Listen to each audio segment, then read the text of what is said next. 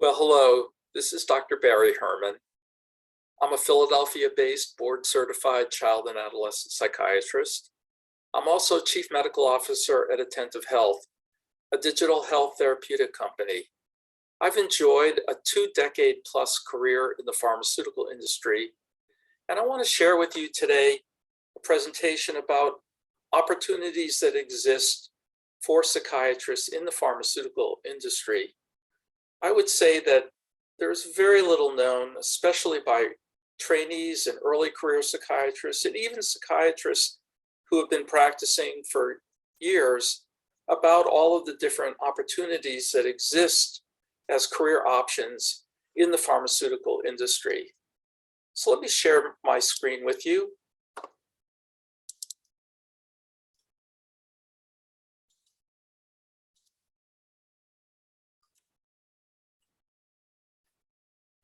There are many roles in industry for psychiatrists to apply their medical knowledge, all in the service of patient care. It's a very different kind of experience in patient care. It's not obviously a one-off direct clinical service relationship, but you actually have an opportunity to impact the lives of millions of patients in your role in industry. It can be very rewarding, very fulfilling, and gratifying, as it has been for me. And it can provide tremendous opportunities for career advancement over a long period of time. So there are currently probably more than 1,000 physicians who work in the pharmaceutical industry in the US. The number of psychiatrists is probably 100 to 150.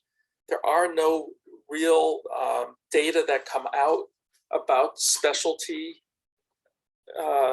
specific specialties in industry, but if I had to guess, I would say upwards of 150 physicians who work in industry in the US are psychiatrists.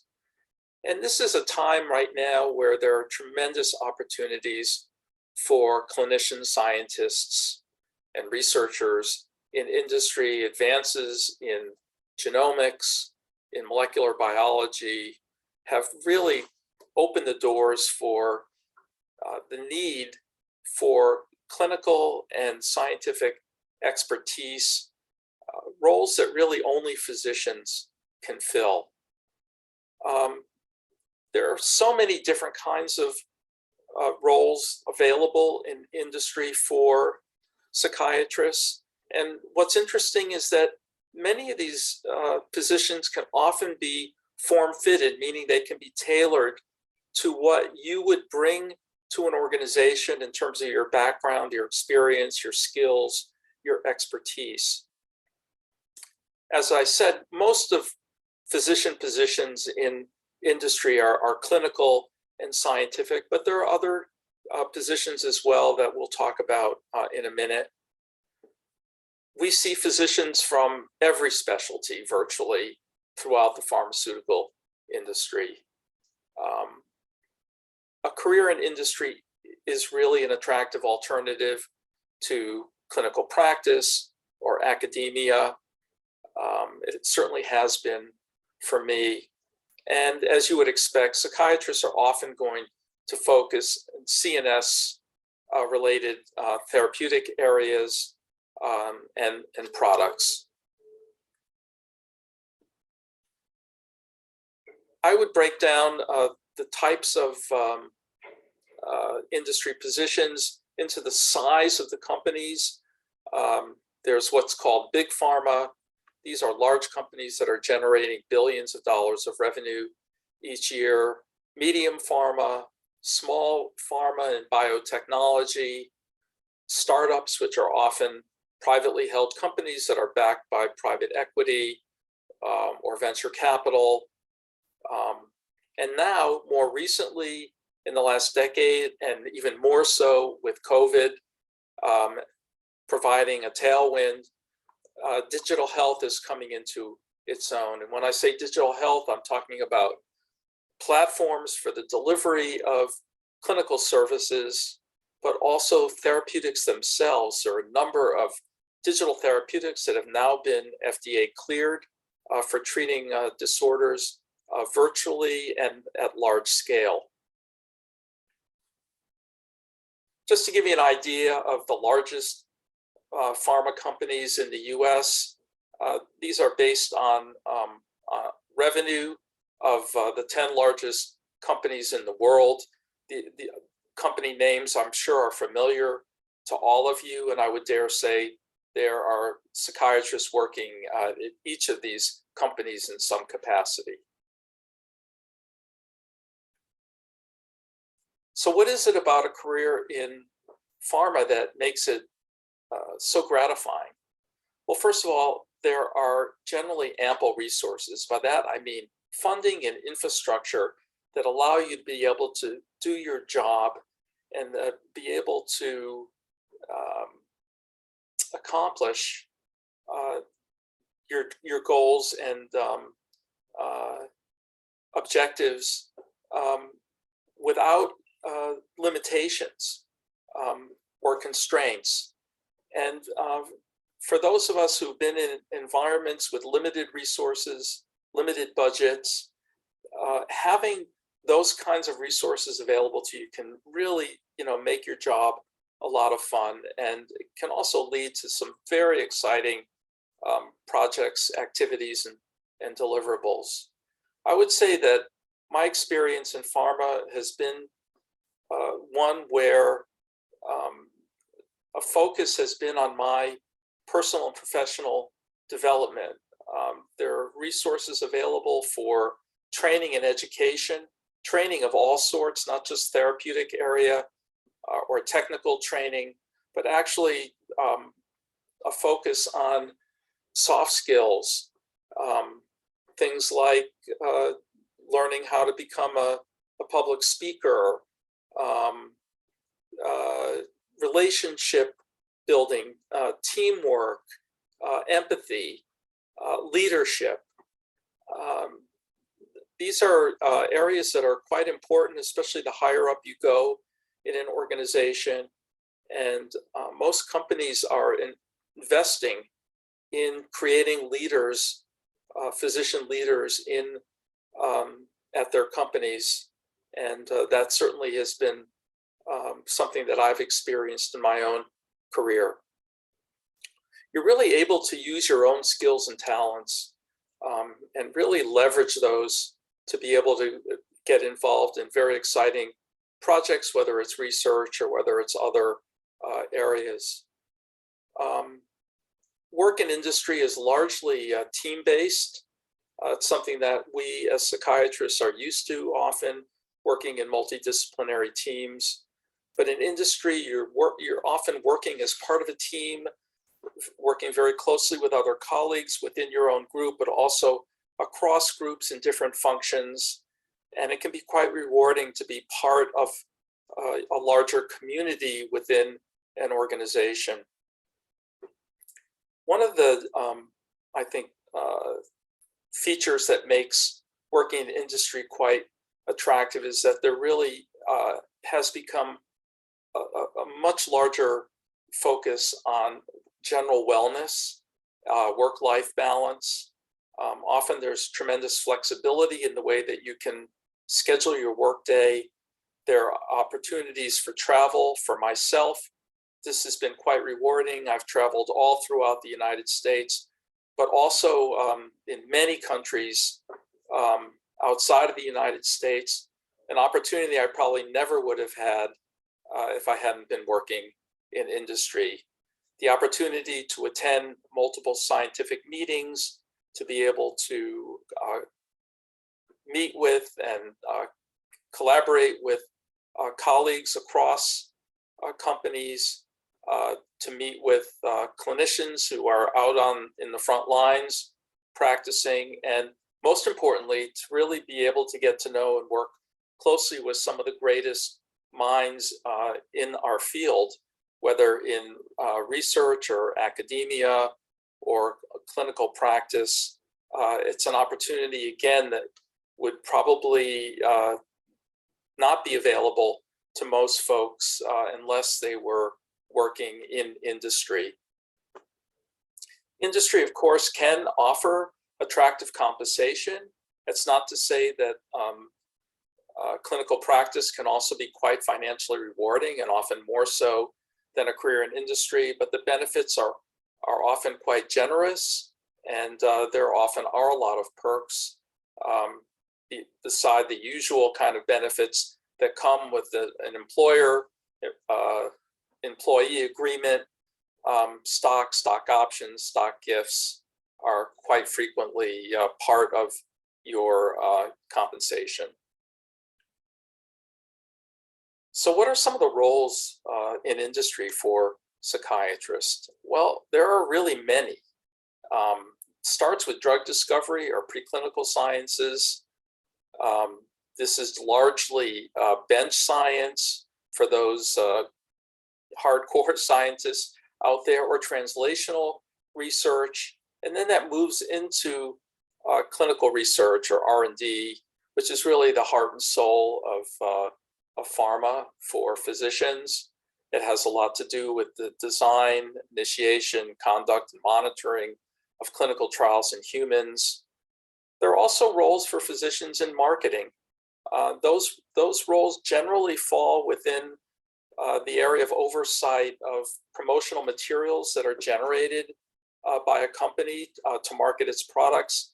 And the physician's role in that instance is to ensure the medical accuracy of the materials that are being generated, ensuring that you're not making false claims about products' indications, and staying within the confines of that product's label. There are positions within safety, pharmacovigilance, compliance, all that fall within kind of the legal/regulatory area. Very important part of pharma. It's one that's highly regulated in terms of ensuring that drugs are safe once they're out in the market. There are also some very interesting positions, especially in larger companies, in what I would call external relations, meaning relationships with organizations like professional organizations, advocacy groups, government affairs, academic institutions, centers of excellence, public health, all of these external stakeholders that make up the ecosystem of our healthcare system, and which are influencing the kind of decisions that companies have to make about meeting the needs, that the unmet need that exists for new medicines. And then there's a large area, and one that I've largely focused on in my career in pharma, called medical affairs.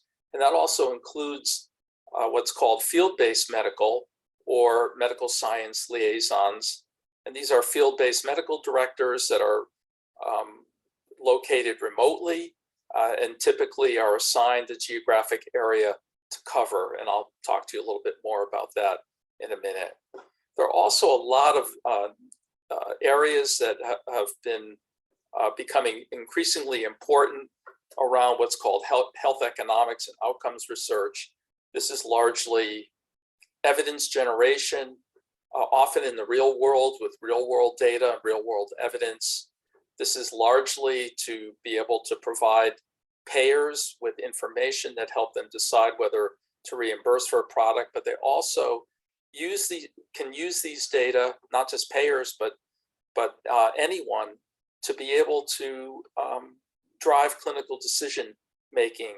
And that includes things like registries and large claims databases, where you're looking at large populations and being able to do analyses on large chunks of data to be able to answer clinical questions.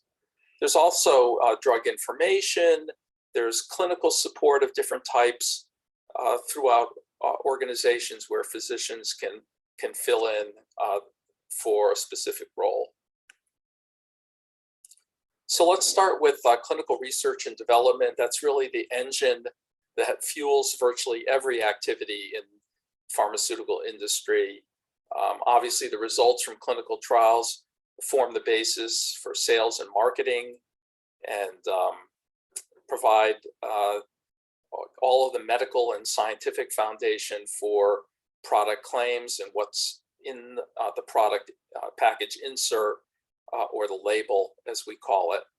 And most physicians who work in industry work in some area of clinical research and development that has a lot to do with designing, initiating, conducting, monitoring clinical trials, the interpretation of clinical data, preparation of clinical study reports, and ensuring that clinical studies are conforming with good clinical practices and all of the various regulatory requirements that that drive clinical research.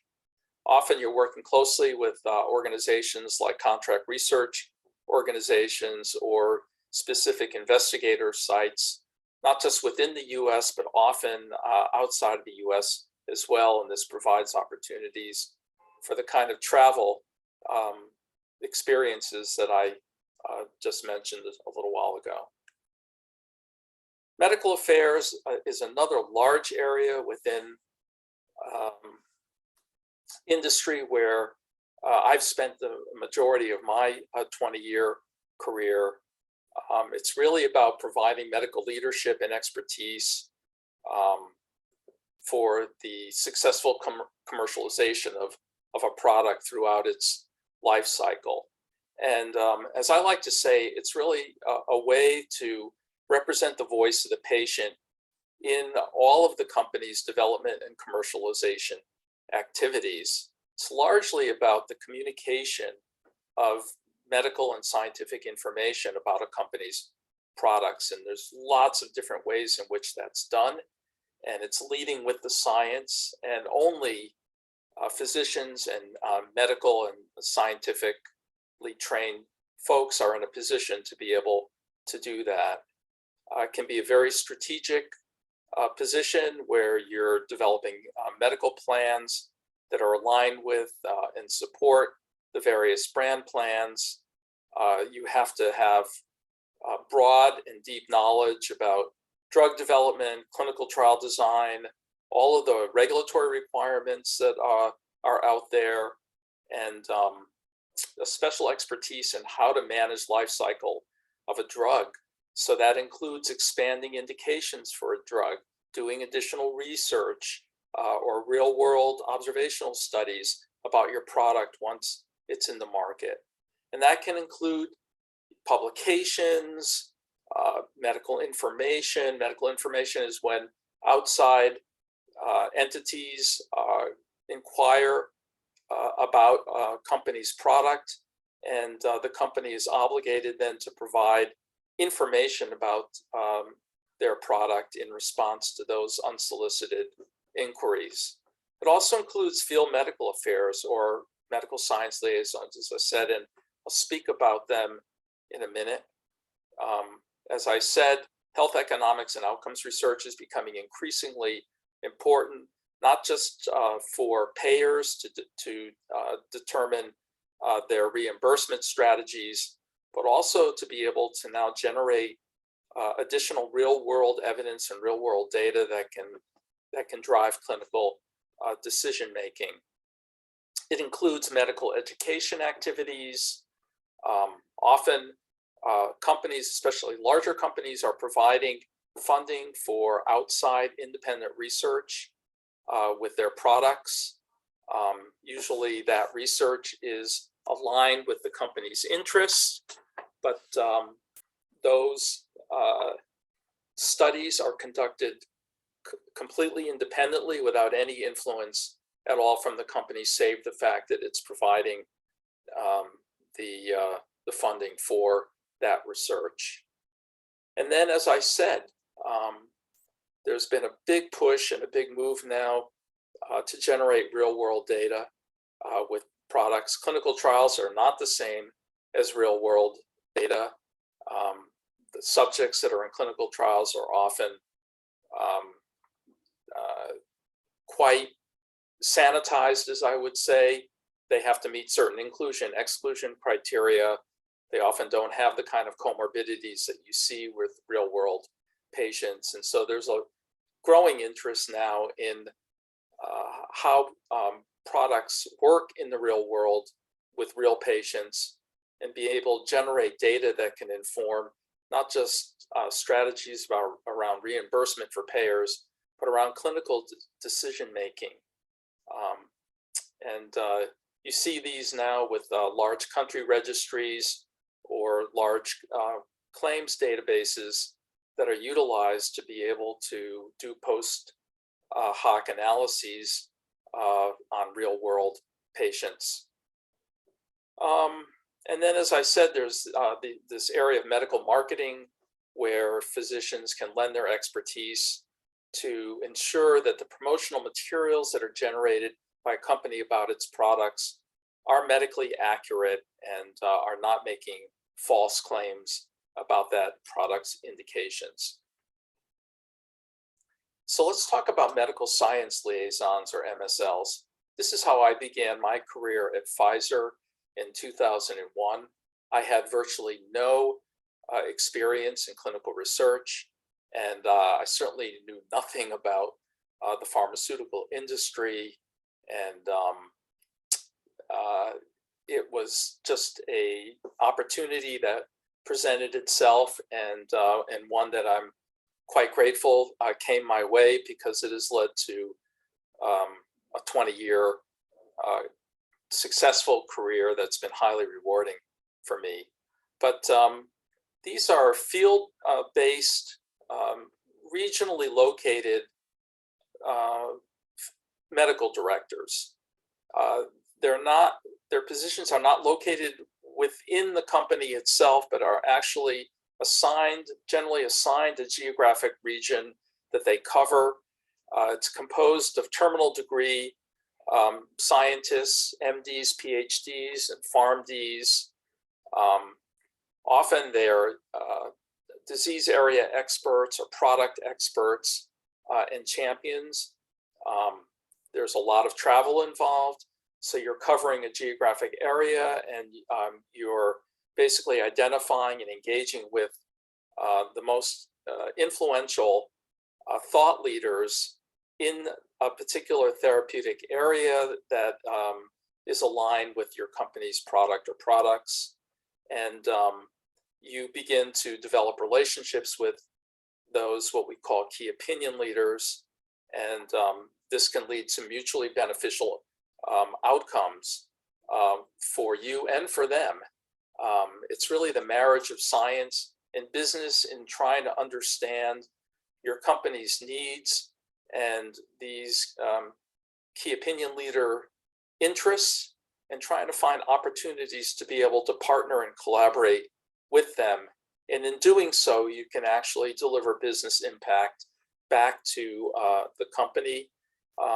These relationships can become quite collegial and reciprocal, where both sides can stand to benefit. What key opinion leaders really love is having access to new scientific information ahead of the pack, if you will, and being able to provide often consultation or advising a company about its products or about the treatment landscape that can provide tremendous insights for a company in terms of how to position its products, or even how to think about developing new products to meet those unmet needs. This is a job that's really well suited for docs who really have had limited or no prior industry experience. Interestingly, many medical executives in industry started their careers as an MSL, as I did, and then just worked their way into levels of increasing leadership and responsibility. They move from the field generally to in-house, what we call in-house positions, where they're either involved on the R&D side or on the medical affairs side. This whole area of drug safety, as you know, medicines are quite regulated in terms of the monitoring of their safety once they've been marketed and are out there being used by patients. And so there's whole functions within companies to monitor safety. It's called pharmacovigilance, to generate reports that have to be filed in a timely fashion, and also to look for signals, safety signals, with large populations that may not have been picked up in clinical trials, which are often limited to hundreds or maybe, you know, a few thousand patients at best. Now, once these products are out in the market with hundreds of thousands or millions of patients, can often detect signals that you would not have picked up in clinical trials. And then there's significant detailed reporting requirements for adverse events, and that's a whole another part of the whole drug safety function in companies. And often these drug safety functions are led by physicians.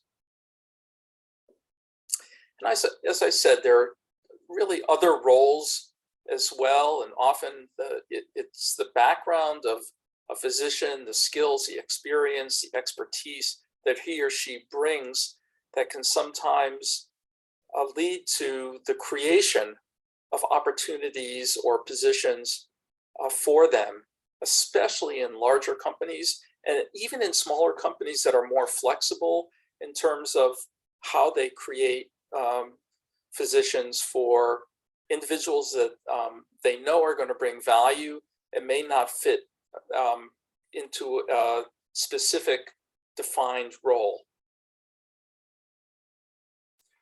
So in summary, let me just say there are lifelong career opportunities for psychiatrists in the pharmaceutical industry. It really is an opportunity to use your scientific and clinical, your medical expertise.